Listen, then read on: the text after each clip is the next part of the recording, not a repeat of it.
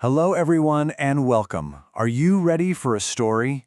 Today, I've got a really special one for you. It's a very, very old story, but it's also about a secret that can help us, right here, right now, find peace inside ourselves, especially when things get a little tricky. Have you ever had someone say something mean to you and the words just, ouch?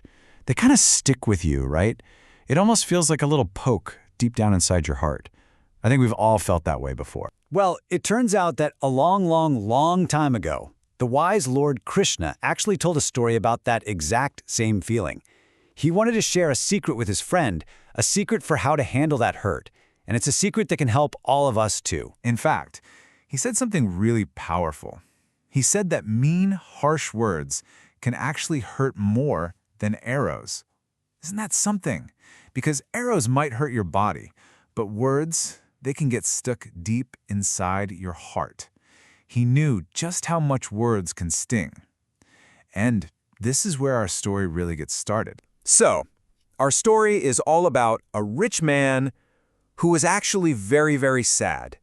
And you might think, wait, how can a rich man be sad? Well, let's find out. Okay, so picture this. In a land far away called Avanti, there lived a Brahmana, and this Brahmana was super rich. I mean, he had piles and piles of money, more than you can imagine. But here's the strange part. Even with all that treasure, his heart was just heavy. He was really, truly unhappy. So you're probably wondering, why?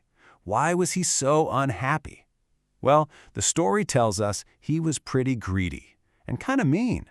He never wanted to share his things, he was always grumpy and angry, and he even made his own family feel sad. His heart was just so full of all that yucky stuff, there was no space left for any happiness. And that leads us to a really big turning point in his life, a great and sudden change, because for this very unhappy, very rich man, everything was about to get flipped completely upside down. And then, one day, poof, it was all gone. Every last bit of it. Thieves came, he had some really bad luck, even some of his own relatives took his money away. And just like that, he was left with absolutely nothing, except for this huge, heavy feeling of sadness. And he just cried out, "Oh no! All my life, I've just made myself miserable for nothing." You can just imagine him, right? Sitting there totally lost, his heart just aching and full of regret for how he had lived his life. But you know what? Right there, in that moment, when he was at his absolute saddest, something incredible happened. It was like a little light flickered on inside his head. He had a great realization. He finally understood something super, super important. And that's when his heart really started to change. So, check this out. His old way of thinking was, I'm so sad because I lost all my money. That's what he thought was the problem. But his new realization was totally different. He realized, wait a minute, it's my own greedy, grumpy mind that's making me sad. It wasn't about the money at all. The problem was inside him the whole time. So after figuring that out, the Brahmana decided he was going to live a totally new kind of life. And this new life, well, it came with a really difficult test, a test that would challenge the new peace he had just found. First, he just let it go. All that greediness and anger, he just let it all go. And when he did, he found this amazing, quiet peace inside himself. And then he decided to become what's called a sannyasi. That's a wandering holy person who doesn't have a house or lots of stuff. All he had was the peace inside his own heart. But his test wasn't over. As he was wandering, some really mean people started to make fun of him. They did awful things. They stole the little bowl he used for food. They pointed their fingers and laughed at him. And they said those same kind of mean, prickly words we talked about at the beginning. They were really trying to make him feel bad. But here's the most amazing part. The Brahmana, he didn't get angry. He didn't even get sad. He just stayed calm, so peaceful.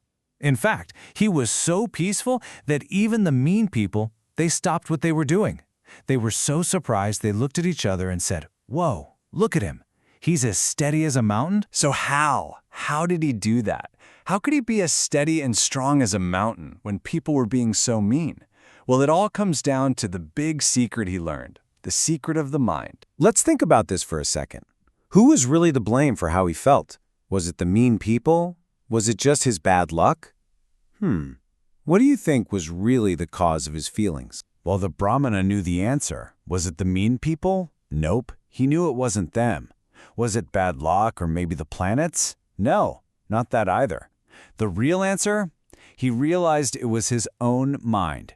That was the only thing that was truly in charge of his happiness or sadness. He actually sang a song about this, a song of awakening. And in his song, he said that the mind alone is the cause of everything. It's what makes us feel like we're spinning through happy times or sad times.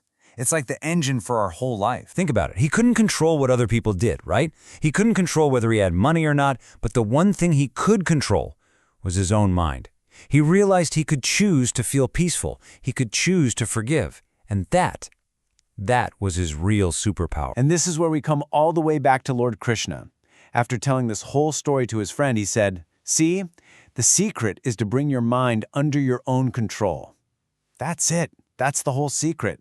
This story wasn't just about the Brahmana. It was a lesson for his friend and for all of us. So, that leaves me with one last question for you. That Brahmana, he learned how to teach his mind to sing a new song, a song of peace, even when everything around him was loud and mean.